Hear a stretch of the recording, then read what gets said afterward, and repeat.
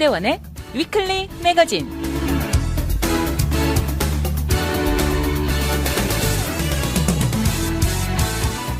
안녕하세요. 위클리 매거진의 문대원입니다. 비즈니스를 하는 데는 순간순간 중요한 결정을 내려야 하는 경우가 종종 있습니다. 물론 넘치는 에너지로 마케팅의 질 높은 서비스를 제공하는 것이야말로 성공의 중요한 요소이지만 반대로 좋지 않은 상황에서는 과감하게 카드를 버릴 줄 아는 결단력도 성공의 밑거름일 것입니다. 이런 힘든 결정을 내리는 데는 풍부한 경험이 많은 도움을 줄 수도 있고 선천적으로 비즈니스 두뇌를 타고난 사람들은 한층 더 쉽게 결단을 내립니다. 미래 혹은 다음 기회에 더 큰 것을 얻기 위해 지금 당장 일시적으로 버리는 카드야말로 장기적인 성공의 기초가 될 수 있다는 결단력은 절대 하루아침에 얻어지는 것은 아닐 것입니다.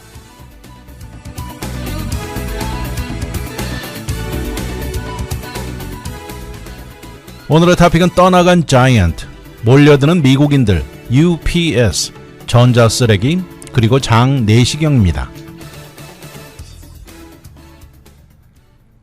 이번 주 일주일 내내 미국 프로농구의 거성 빌 러셀, 그리고 다저스의 빈스 걸리의 사망 소식을 여러분들 접하셨을 텐데요. 오늘은 이 농구계의 거성, 떠나간 자이언트 빌 러셀에 대해서 얘기를 하겠습니다.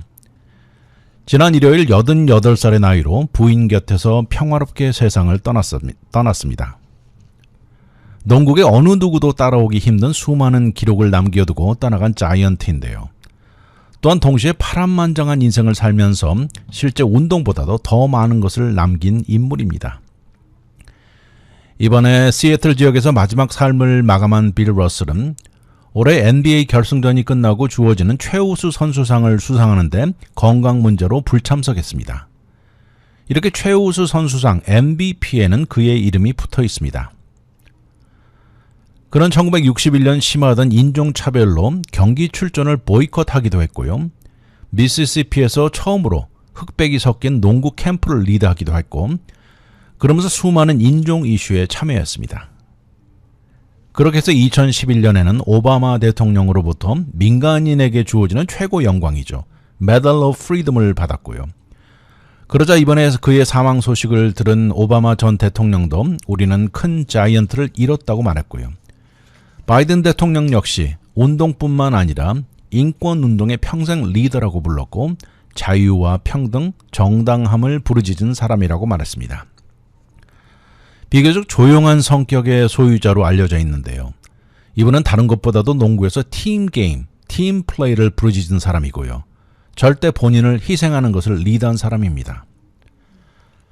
바로 레이커스의 최고 경쟁 보스턴 셀틱스의 상징이나 마찬가지면서 13년 커리어 동안 12번 결승에 진출했고 11번을 우승했습니다. 그 중에 마지막 2번 우승은 선수이면서 동시에 코치를 겸하면서 이루어낸 것입니다. 현 NBA 커미셔너인 애덤 실버는 모든 팀 운동의 최고 챔피언이라고 불렀습니다. 사실 1990년대 마이클 조던이 등장하기 이전에는 농구계 역사상 최고 선수로 불리웠던 사람이 바로 빌 러셀이었습니다. 농구계의 파이어니어라고 부르면서 수비가 농구 우승에 자리 잡게 만든 혁명가였죠. 1934년 2월 12일 루이지애나의 몬로에서 태어났는데요. 그때 태어난 이름은 윌리엄 펠튼 러셀이었습니다. 어린 시절 가족이 샌프란시스코 베이에리어로 이사하면서 오클랜드에서 하이스쿨을 나오고 그리고 유니버시티 오브 샌프란시스코에서 농구를 했습니다. 그의 보스턴 커리어 중 필라델피아 워리어스의 괴물센터 윌트 챔버레인과 충돌은 정말 농구계 최고였습니다. 체격적 조건에서도 한층 더 강력했던 공격형의 챔버레인에 비해서 수비형인 러셀은 팀플레이로 맞서면서 타이탄 간의 대결이라고도 불리웠습니다. 두 선수가 8번 만난 결승전에서 러셀과 셀틱스는 7번 우승을 했고요. 전체 러셀이 NBA 우승 11번을 차지했고 챔버레인은 단 2번에 그친 것입니다. 이렇게 오랫동안 보스턴의 최고 간판 스타였음에도 러셀은 보스턴 사람들이 흑인이라는 이유로 한 번도 그를 감싸지 않았습니다. 빌 러셀에게 이것이 얼마나 상처가 깊었는지 농구에서 은퇴한 이후에 내가 보스턴에는 다시는 가지 않겠다고 말할 정도였습니다. 사실 인종차별과 흑백이 갈라지기로 유난히 유명했던 보스턴의 조용한 성격의 러셀은 보스턴을 싫어했지만 그렇지만 팀메이트와 또 코치들 또 팀 자체는 너무나 좋아했습니다. 그리고 그 농구장 위에 머리 위에 걸려있는 수많은 우승 배너들이 그를 보스턴에서 유일하게 기쁘게 해준 것이었습니다. 1958년 그때 당시 NBA 이 프로 리그 안에는 흑인 선수 숫자를 제한하는 룰이 널리 성행되어 오던 시절입니다. 그래서 각 팀당 흑인 3명 이상은 안 된다는 룰이 흔히 퍼져 있었습니다. 이런 상황에 러셀은 인권운동에 박차를 가하기 시작했고 1963년 미시시피에서 흑백이 섞인 농구 캠프를 리드했던 것이죠. 한 번은 셀틱스가 시범 경기를 하기 위해서 미국의 남부를 돌 때였는데요.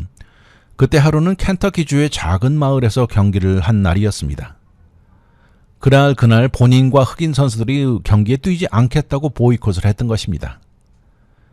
그러자 이유를 물었더니 이유는 모든 선수들이 머무는 호텔에 흑인 선수들은 거부를 당했다는 이유였고 그때 감독이었던 레드 아울백은 이것을 이해했습니다. 그런가 하면 다른 곳도 아니고 바로 보스턴에서 있었던 일인데요. 빌 러셀이 거주하던 보스턴 약간 외곽 지역의 레딩이라는 데서 셀틱스 모든 팀메이트들도 참석해서 러셀이 팀 캡틴이라는 이것을 기리는 행사였습니다. 그렇게 해서 몇 달이 지난 후에 그의 아너 행사에 불만을 품은 많은 백인들에 의해서 그의 집을 치고 들어와서 다 부수고 트로피는 다 팽개치고 침대 위에 올라가서 오물을 다 싸놓고 이것을 벽에다 칠해 넣었던 것입니다. 셀틱스의 간판 스타임에도 그는 팬들이 가장 선호하는 선수가 아니었습니다. 오히려 백인인 밥 쿠지, 존 해블리책, 빌 샤먼, 토미 하인슨 등 모두 백인만 좋아했던 것입니다. 1966년 그의 커리어 전성기 동안 그는 보스턴에 대해서 좋은 감정이 있을 수 없었습니다. 보스턴은 시내 전체 독 섞인 분위기가 가득 찬 곳이라고 불렀고요. 증오와 불신과 무지로 채워진 곳이라고 불렀습니다. 결국 그는 1975년 농구 명예전당에 첫 번째로 흑인 선수로 뽑혔지만 참석하지 않았습니다. 그리고 나중에 코치로서도 명예전당에 뽑힙니다. 그렇지만 러셀은 이 명예전당은 인종차별로 뭉쳐진 단체라고 불렀고요. 내가 죽기 전까지 보스턴에 가지 않을 수도 있지만 나는 상관하지 않는다 이렇게까지 말했습니다. 이런 어려운 상황에 그는 말보다도 행동으로 그가 하고자 하는 의미를 나타냈습니다. 요새 러브론 제임스나 컬린 캐퍼닉 이전에 그의 커리어를 망칠 수도 있는 위기 상황에 사회의 정의를 부르짖었고 모하메드 알리의 군대 입대 반대를 지지했습니다. 그러나 진정 그를 존경하는 스포츠 팬들도 많습니다. 레이커스의 가장 치열한 경쟁인 셀틱스의 간판 스타였음에도 스테이플 센터 관객들은 그에게 기립박수, 스탠딩 오베이션을 아끼지 않았습니다.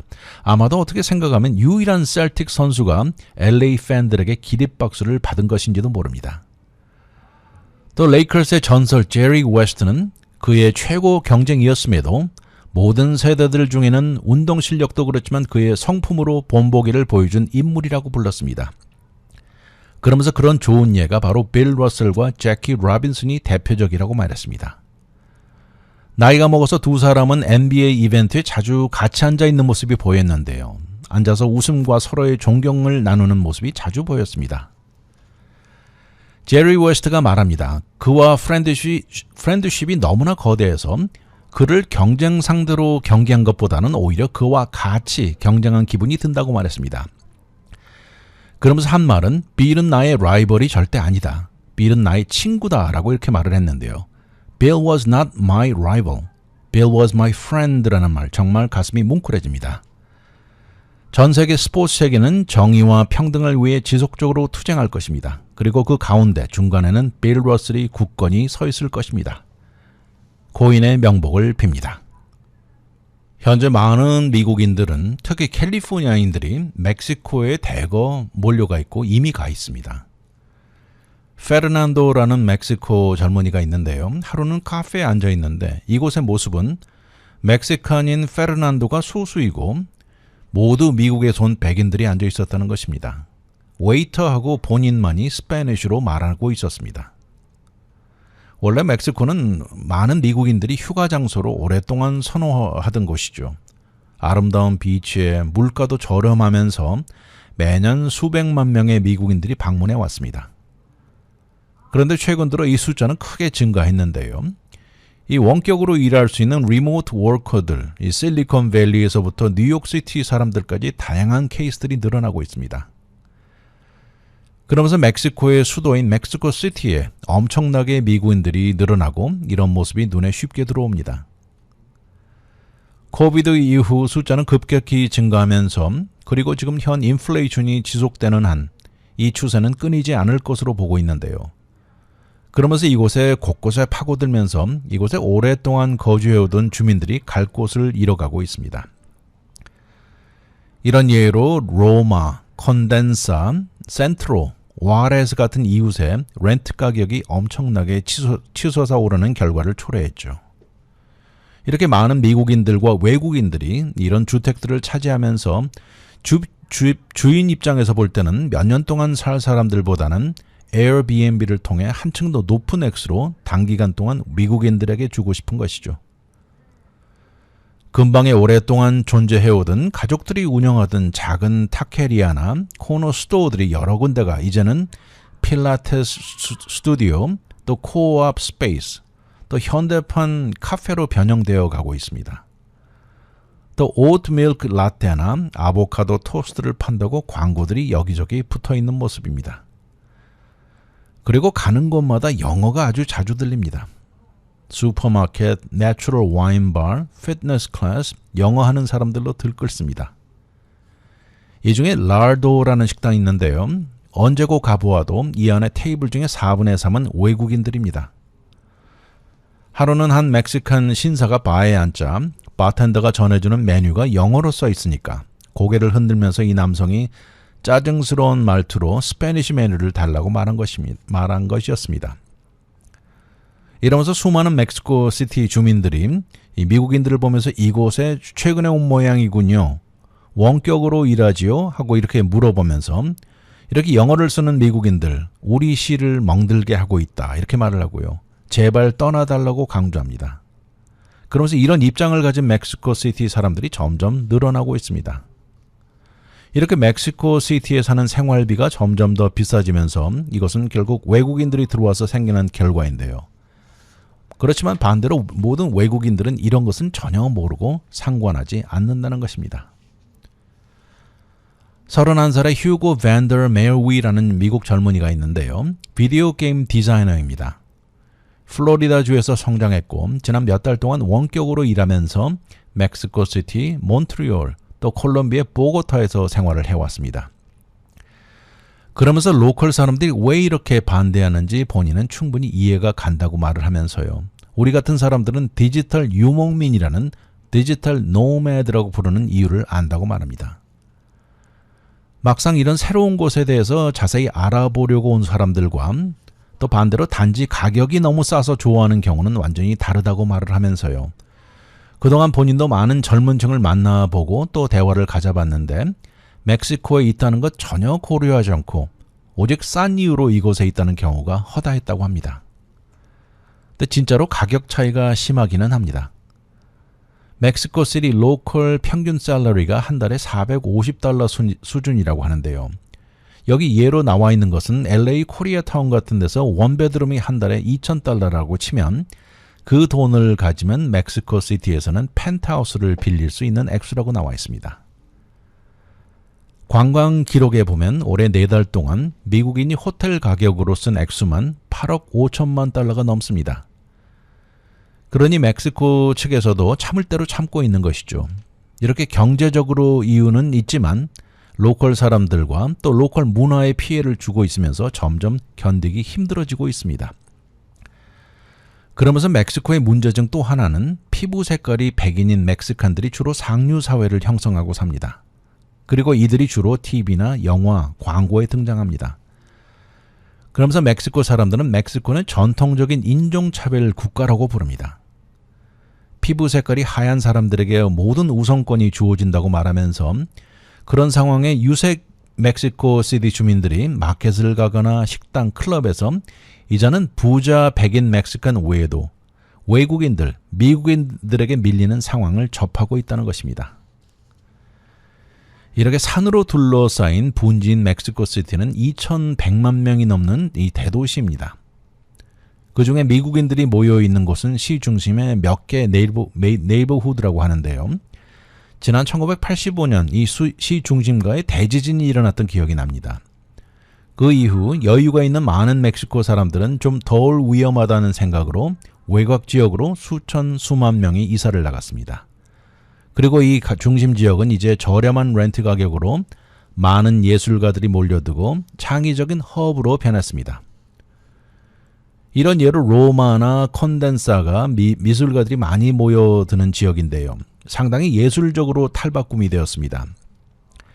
이러면서 이 지역으로 미국인들이 대거 몰려들기 시작한 것은 2016년부터인데 그 이유는 그때 당시 뉴욕타임즈가 멕시코시티가 전 세계에서 최고 여행 목적지라고 이렇게 실렀고요. 또 새로운 베를린이라고 기사를 낸 이후 더욱더 증가했습니다. 그러다 이번에 팬데믹은 완전히 몇 배 급증시킨 것입니다.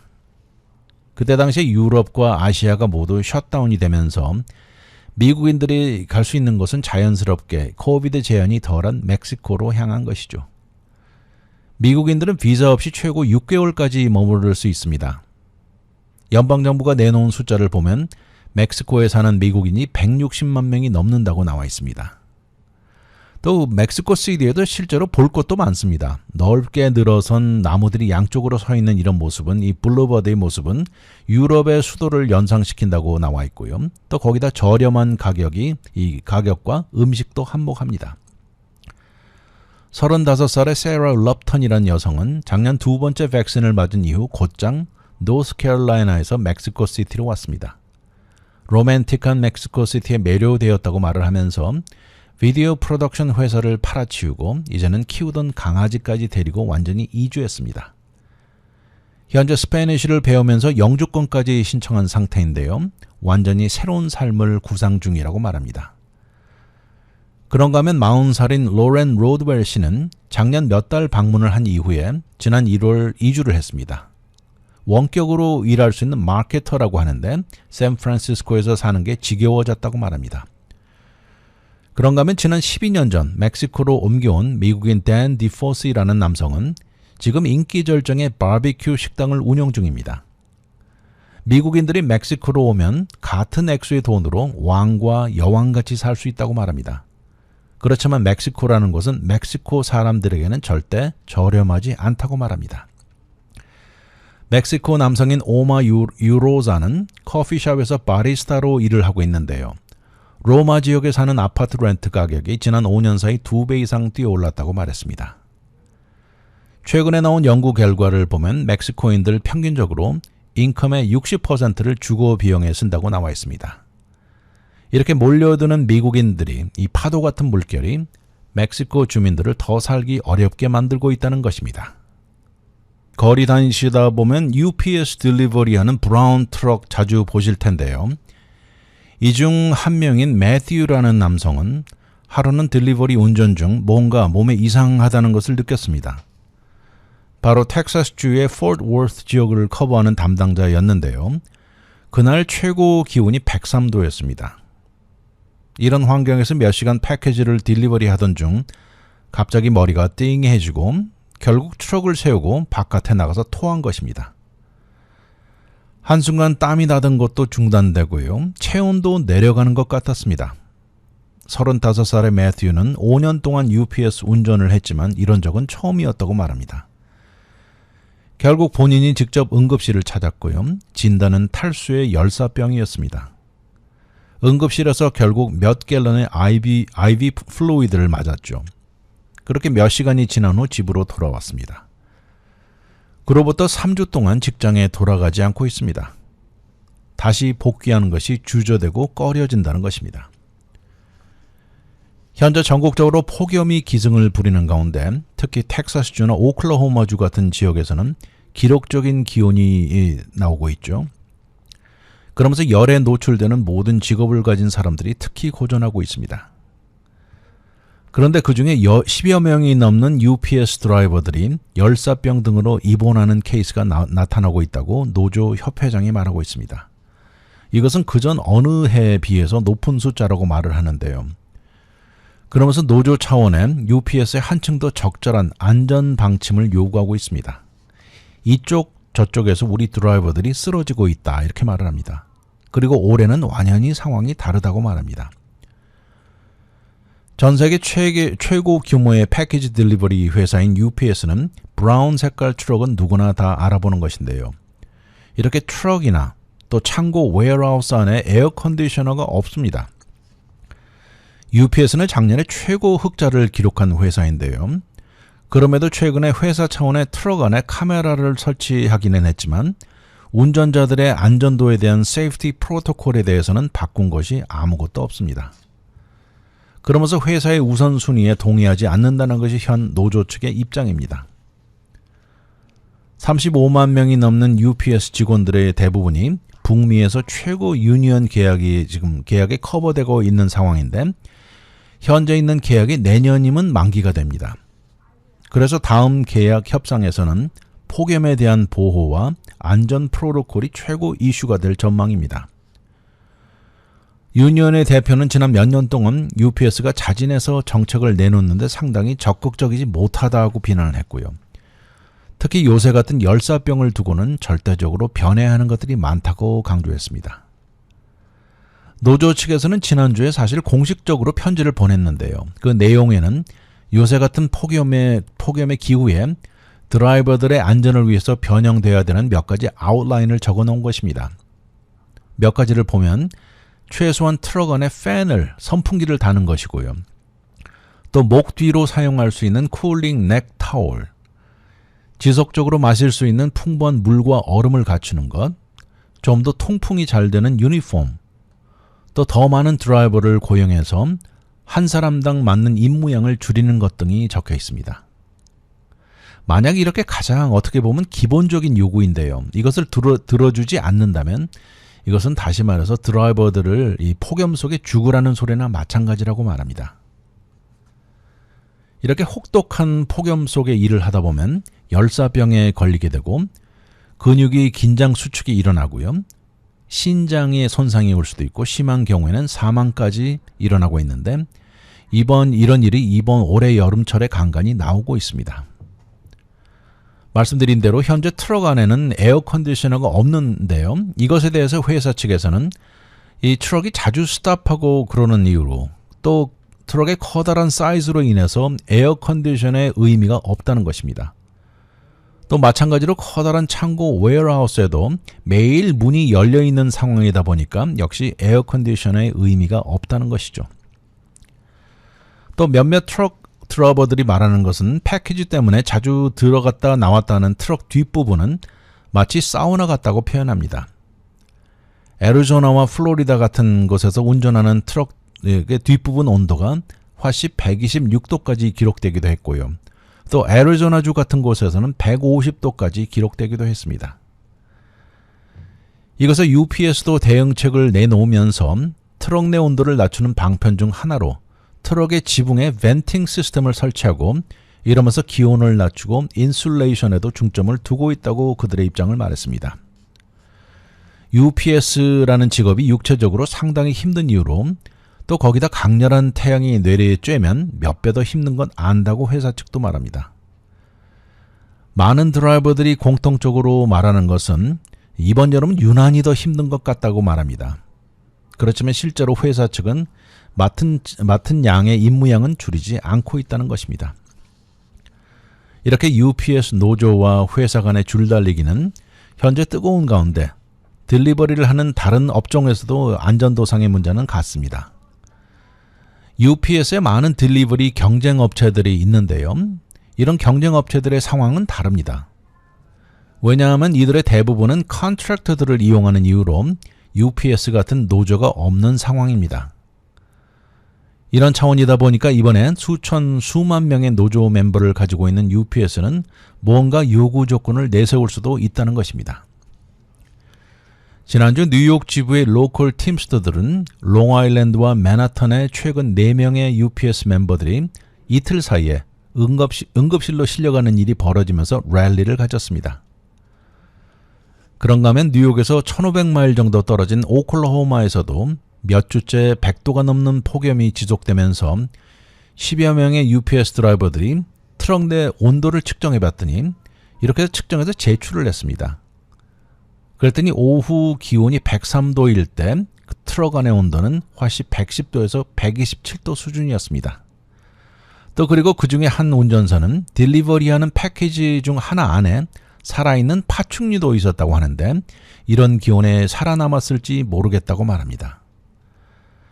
그리고 결국 비극의 케이스도 나왔습니다. 작년 8월 23살의 호세 크루스 로드리게스는 UPS 일을 시작하고 불과 몇 주 지났는데요. 결국 사망했습니다. 텍사스주 웨이코 지역에서 운전을 하던 이 호세는 갑자기 컨디션이 악화되면서 결국 집에 와서 어머니에게 7시 반에 전화 걸고 웨어하우스 파킹장에서 시체로 발견된 것입니다. 사망 이유는 열사병으로 심장이 멎었다고 하는데 이것도 어떻게 보면 충분히 예방이 가능했다는데 많은 사람들이 안타까워하고 있습니다. 이렇게 이어지는 케이스가 늘어나면서 이 문제에 무엇인가 변화는 꼭 있어야 한다는 목소리가 점점 더 거세지고 있습니다. 전 세계에서 사용하고 있는 수많은 전자제품들, 우리 생활을 그만큼 편하게 해주는데요. 그런데 여기서 나오는 쓰레기들 어마어마합니다. 바로 e-waste라고 부르죠. 전자 쓰레기란 뜻인데 걷잡을 수 없이 새로운 더 발달된 모델들이 쏟아져 나오면서 몇 년만 지나면 현재 사용하고 있는 것들이 무의미해지는 경우가 태반입니다. 이런 상황이다 보니까 서랍을 무심코 이렇게 열다 보면 오래된 것들, 연결선, 지금에 맞지 않은 것들이 눈에 들어옵니다.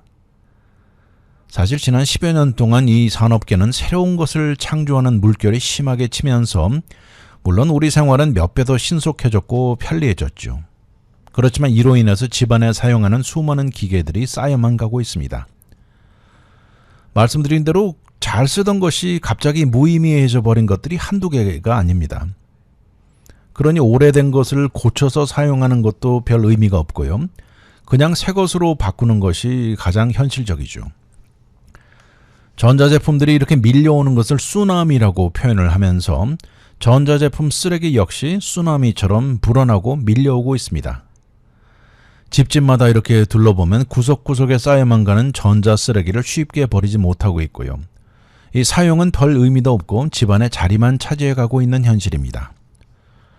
사람들 생각이 이제는 3년에서 4년에 한 번씩은 컴퓨터, 또 2년에서 3년에 한 번씩은 셀폰을 바꿔야 한다는 생각을 하고 삽니다.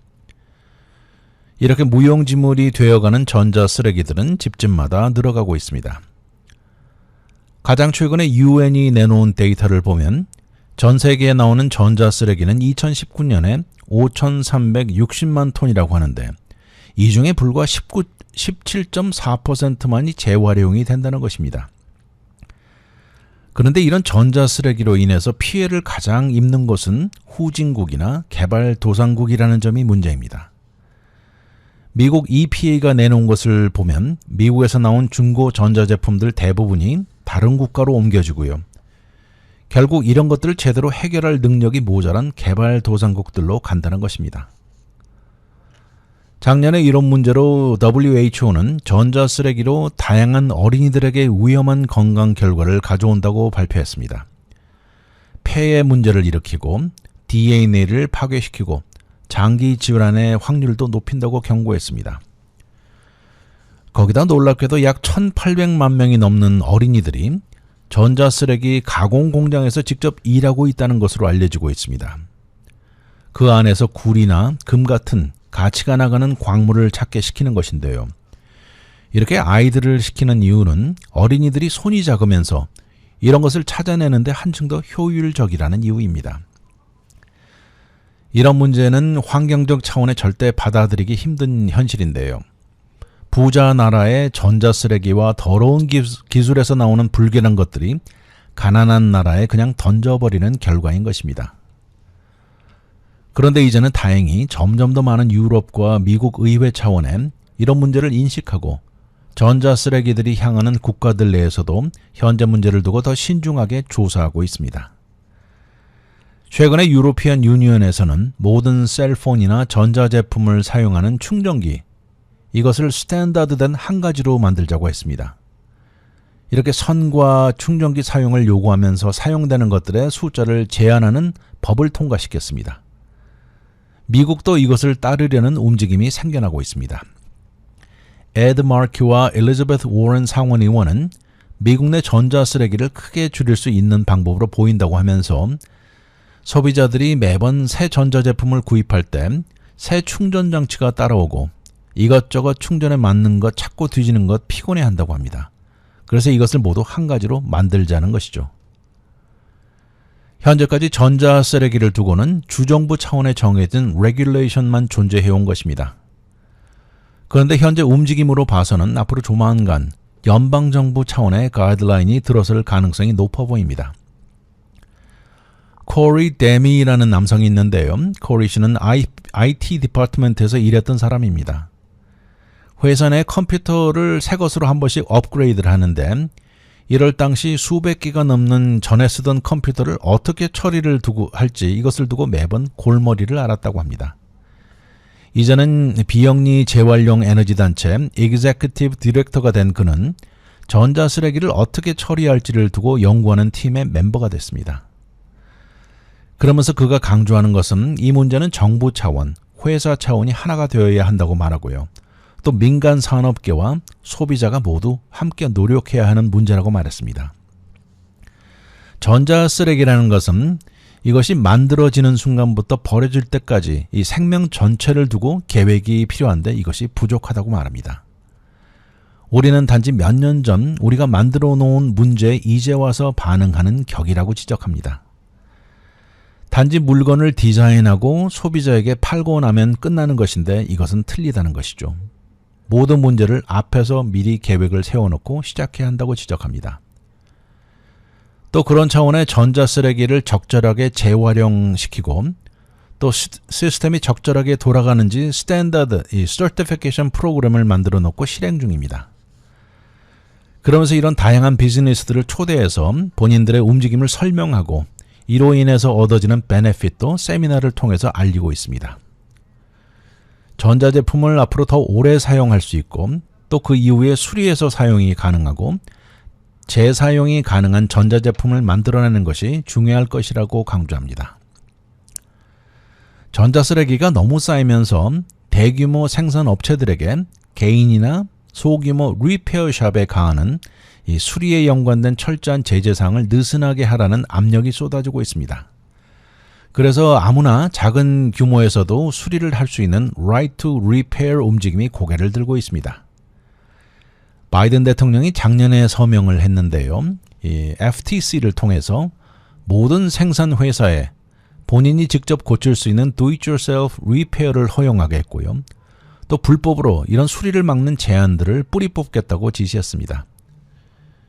이러면서 애플과 삼성은 오래된 전자제품을 수리하는 것에 도움을 주는 방침을 시작했습니다. Self-Service Repair Store를 런칭했고요. 이러면서 본인들이 직접 수리를 하고자 하는 사람들에게 도움을 주고 파트를 팔기 시작했습니다. 구글 역시 그들의 픽셀 폰을 수리하는데 파트를 올해 후반기부터 팔 것이라고 말했습니다. 그리고 많은 단체들이 앞장서면서 소비자들이 적절하게 전자제품을 버리는 방법에도 도움을 줍니다. 바로 그 중에 하나가 e-waste recycling인데요. 이제는 소비자들이 온라인에서 본인에게 가장 가까운 리사이클링 센터를 찾을 수 있게 해주고 있습니다. 모든 사람들이 올바르게 처분하는 것을 원한다고 말을 하면서 아무튼 이제 21세기 우리가 살고 있는 세상에 전자쓰레기가 엄청나게 쌓이고 있습니다. 이미 장내시경을 한 번쯤 해보신 분들은 다 아시는 내용인데요. 기억나십니까? 그 하기 전날 밤 장을 비워야 하는 어려움이 절대 쉬운 일이 아니죠. 이것이 불과 20년, 30여 전만 해도 장을 비우는 방법이 캐스터 오일이나 매그네슘 시트레이트라는 이런 렉서티브를 사용했었습니다. 그런데 어떤 경우는 이것이 하루도 아니고 며칠 동안 과정을 거쳐야 해서 준비하는 어려운 과정이었습니다. 그렇게 하다가 1984년 한층 더 쉬워졌는데요. 파우더형으로 만들어진 것을 물에 섞어가지고 전날 밤 마시는 것이죠. 절대 그렇다고 맛이 좋은 것만은 아니었죠. 그래도 이렇게 하는 방법이 3, 4일 걸리던 것을 서너 시간으로 줄여줬으니 큰 차이였죠. 이게 바로 장내시경을 위한 준비 과정이죠.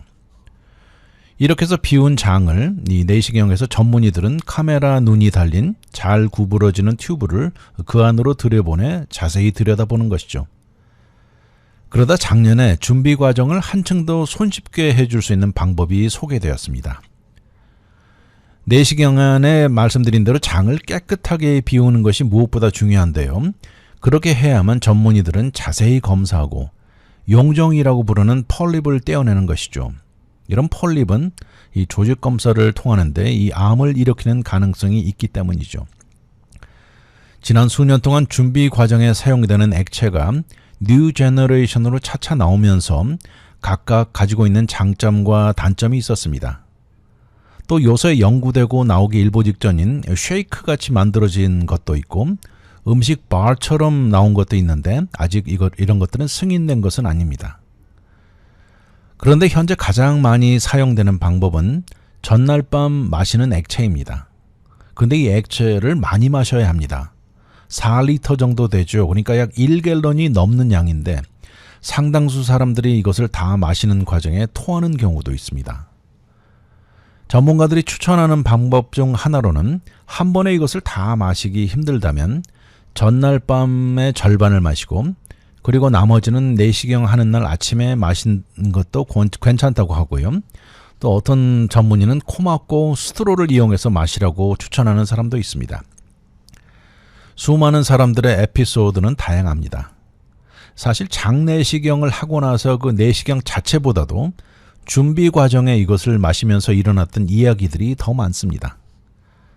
그런데 바로 작년에 FDA는 수탭이라는 약을 승인했습니다. 연구 결과를 보면 그 이전 어느 방법과 비교해봐도 효율 면에서는 전혀 떨어지지 않았다는 것입니다. 근데 약을 먹어야 되는데 총 먹는 약 알수가 24알을 복용해야 됩니다. 그 전날 12알, 또 내시경 몇 시간 전에 마저 12알을 복용하는 방법인데 물론 4리터에 해당하는 액체보다는 한층 더 쉽다는 것이 모든 사람들의 의견입니다. 그런데 한 가지는 물은 많이 마셔야 합니다. 첫날 48아운스 물을 먹고 그 다음날 또 48아운스 물을 마셔야 되는데 물을 마시는 게 그래도 아무래도 한층 더 쉽다고 합니다. 그동안 전날 마시던 액체의 맛을 없애면서 이 과정을 거친 사람들 모두가 좋아합니다. 그런데 이 방법 역시 물론 화장실에 앉아서 비워야 하는 것은 마찬가지입니다. 맛도 좋지 않은 것을 1갤런 넘게 마시고 앉아있는 것보다는 몇백 배 낫다는 것이 큰 장점이죠. 예민한 사람들에게는 희소식이라고 전문가들이 말하고요. 이것은 전날 집에서 준비하는데 한층 더 쉽다고 합니다. 거기다 또 이 내시경 옵션도 간단한 방법이 한두 가지가 있다고 하는데 이것은 간단하지만 그래도 보통 내시경은 한 7년에서 10년 정도에 한 번 추천되는데 이 방법은 2, 3년에 한 번씩을 권하고 있고요. 또 거기다 버추얼 내시경 방법도 있습니다. 그런데 준비 과정은 똑같이 합니다. 그렇지만 이 방법은 집에서는 불가능하고 보통 하는 내시경에 비해서는 한계가 있는 것도 당연합니다. 미국 암협회에서는 45세 이상 미국인들에게 장내시경을 추천하는데 이것은 예전에 50세 이상이라고 정해 놓았지만 이제는 45세로 낮추었습니다. 사실 이 암은요, 피부암을 제외하고는 대장 항문암이 미국에서 세 번째로 잘 일어나는 암입니다. 매년 거의 11만 명 이상이 새 케이스로 진단을 받고 있는데 거기다 추가로 4만 5천여 명이 항문암을 진단받고 있습니다. 미국에서 나이 50에서 75세 사이 미국인들 10명 중 7명은 그래도 장내시경을 제때 받고 있습니다. 그런데 말씀드린 대로 내시경을 받는데 가장 큰 걸림돌이 위에 말한 준비 과정 때문입니다. 그런데 이번에 승인된 알약이 큰 변화를 가져오기를 희망한다고 합니다. 그런데 이 알약도 동시에 단점도 있습니다. 대부분의 의료보험이 이것을 커버하지 않는다는 점입니다. 그래서 개인이 약 120달러에서 150달러를 내야 할 것으로 보고 있는데요. 전문가들은 이것을 비난합니다. 그중에 UC 샌디에고의 의과대학 교수인 Dr. 클레멘 볼랜드 박사는 이거 결국 소금물에 매그니슘 설페이트 집어넣은 것인데 그렇게 비쌀 이유는 하나도 없다고 말합니다. 많은 전문가들이 보험이 커버되지 않는 이유로 이것이 물론 새 방법인 이유인데다가 한층 더 저렴한 방법보다 더 장점이 많지도 않다는 것이 증명된 게 이유라고 합니다. 왜냐하면 보험회사 측에서는 비슷한 효율성이라면 그들은 더 저렴한 방법을 커버하겠다는 입장이죠. 그렇지만 전문가들은 이것을 비난합니다. 왜냐하면 준비 과정에서 이 방법의 효율성이 문제가 아니고 준비 과정에서 한층 더 수월하기 때문에 내시경의 빈도수가 높아질 수 있다는 장점을 강조하는 것이죠. 만약 보험이 없는 사람이라면 그 회사 웹사이트에 들어가서 sutab.com/savings를 들어가 절약할 수 있는 방법을 찾아볼 것을 권하고 있습니다. 그러나 지난 2006년에 나온 태블릿과 혼동되지 말 것을 강조하는데요. 그때 나왔던 것의 이름은 소디움 포스페이트입니다. 그때 당시에 FDA는 몇몇 환자에게서 심각한 신장을 파괴하는 부작용을 발견한 것인데 이것이 현재도 마켓에 여전히 진열되어 있지만 거의 사용되지 않는다고 합니다. 새로 나온 약은 소디움 설페이트가 들어있습니다. 앞에 말한 대로 물은 많이 마셔야 하는 것 필수라고 강조합니다.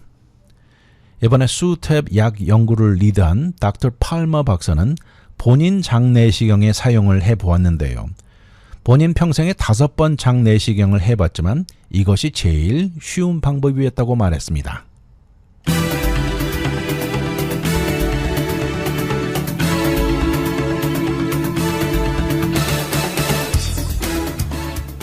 건강 생각하면 장내시경 한번 할 때가 되었는데 섬뜩 나서지 못하는 이유는 단연코 전날밤 힘들게 준비하는 과정 때문일 것입니다. 이처럼 큰 문제 없이 1갤런이 넘는 준비물을 마시는 일이 절대 쉬운 것은 아닙니다. 레몬 맛의 다양한 플레이버가 들어있기도 한데 오히려 이것이 더 토하게 만든다는 사람도 있습니다. 그런데 이제 비록 24알이긴 하지만 약을 먹고 준비하는 방법이 나왔다니 희소식인 것은 분명합니다. 많은 양의 물을 마셔야 하지만 물이 한결 더 수월할 것입니다. 이번 기회에 미루고 있던 장내시경 한번 해봐야겠다는 생각이 듭니다. 위클리 매거진은 인터넷을 통해 다시 들을 수 있습니다. radiokorea.com에 들어와 다시 듣기를 누르시고 편안한 시간에 들으십시오. 또한 위클리 매거진을 유튜브에 들어와 RKTV 1540을 통해서도 들을 수 있습니다. 이 프로그램은 KBS, MBC, SBS, NGC, 라디오 코리아 등 14개 한국방송 채널이 운영되는 디렉 외성 TV 제공입니다. 지금까지 위클리 매거진 진행의 문대원이었습니다. 감사합니다.